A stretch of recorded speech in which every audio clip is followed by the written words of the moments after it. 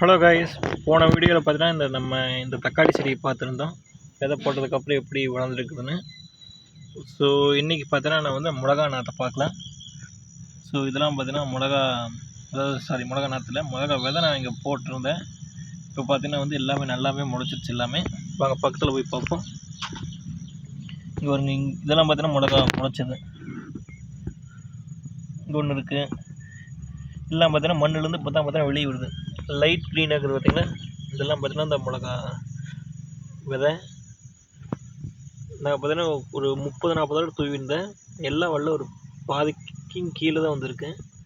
இன்னும் ஒரு நாள் ஆகும், இன்னும் எவ்வளோ முளைச்சிக்குன்னு தெரியும். ஏன்னா பார்த்தா எல்லாமே மண்ணுக்குள்ள வந்து பார்த்தா வெளியே வருது.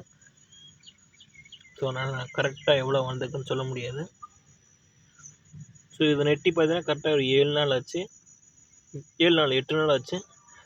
ஃபஸ்ட்டு பார்த்தீங்கன்னா இந்த தக்காளி போட்டிருந்தேன். இதெல்லாம் பார்த்தீங்கன்னா தக்காளி செடி. இதுக்கப்புறம் தான் வந்துட்டு இந்த மிளகா நாற்றெல்லாம் வந்திருக்கு. ஸோ அடுத்த வீடியோவில் ஒரு 20 நாள் கழித்து நம்ம அடுத்த வீடியோவில் பார்க்கலாம்.